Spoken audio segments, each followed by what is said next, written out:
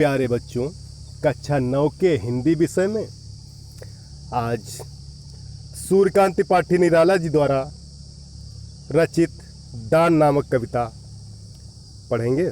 देखिए, कल आप लोगों ने पढ़ा कि निराला जी गोमती नदी के पुल पर खड़े हुए हैं और सोच रहे हैं कि आज का मनुष्य कैसा है।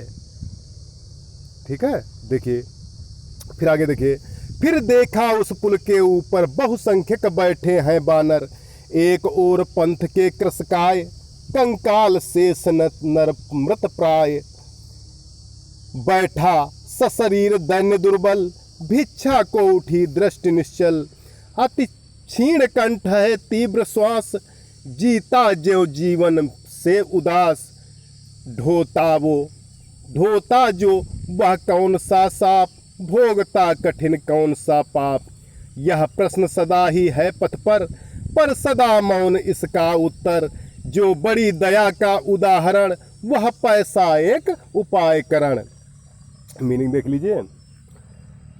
बानर माने बंदर, कृषकाय काले शरीर वाला, सशरीर साकार, दैन्य माने दीनता, क्षीण माने दुर्बल या कमजोर, सलिल माने जल, तंडुल माने चावल। तंडुल माने चावल। देखिए, फिर देखा उस पुल के ऊपर बहुसंख्यक बैठे हैं बानर, एक ओर पंथ के कृषकाय, कंकाल शेष नर मृत प्राय।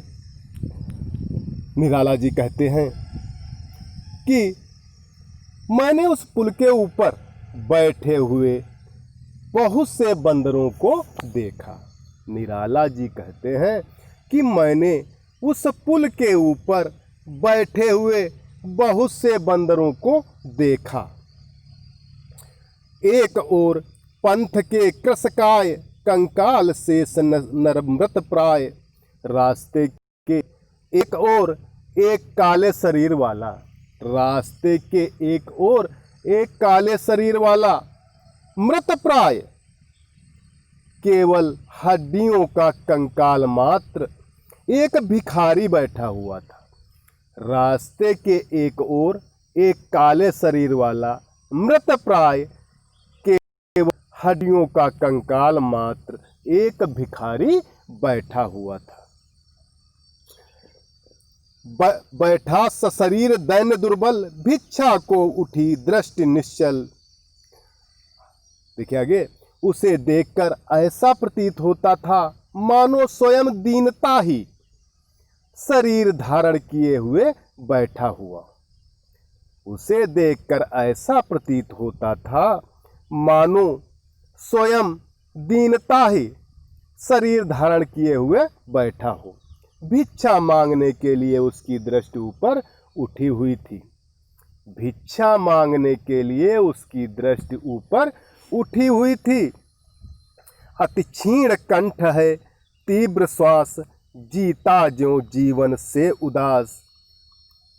वह तेज तेज सांस ले रहा था, वह तेज तेज सांस ले रहा था। उसे देखकर ऐसा लगता था जैसे वह जीवन से उदास होकर जी रहा हो। उसे देखकर ऐसा लगता था जैसे वह जीवन से उदास होकर जी रहा हो। आगे,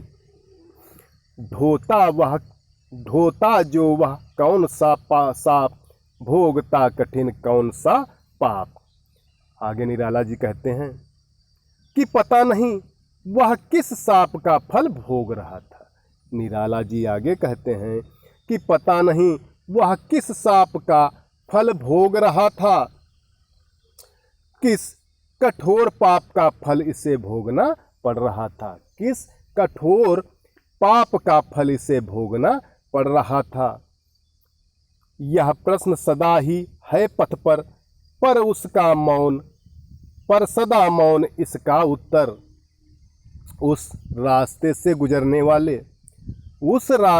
गुजरने वाले सभी लोग यही सोचते थे, किंतु किसी के पास भी इसका कोई उत्तर नहीं था।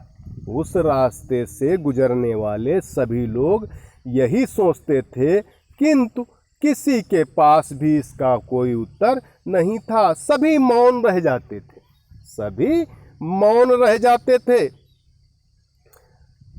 यदि जो बड़ी दया का उदाहरण, वह पैसा एक उपाय करण। यदि कोई उस पर अत्यधिक दया दिखाता भी था, यदि उस पर कोई अत्यधिक दया दिखाता भी था, तो उसके उपाय में उसे एक पैसा दान में दे देता था, तो उसके उपाय में उसे एक पैसा दान में दे देता था। काव्य सौंदर्य देख लीजिए। कविवर निराला ने दीनहीन भिखारी की दशा का सजीव वर्णन किया है। भाषा साहित्यिक खड़ी बोली है, शैली व्यंग्यात्मक शैली है, अलंकार अनुप्रास अतिशयोक्त उत्प्रेक्षा आदि अलंकार हैं, रस शांत रस है। तो प्यारे बच्चों, आज जितना भी पढ़ाया गया है, सभी लोग उसकी संदर्भ सहित व्याख्या लिखकर ग्रुप पर डालें।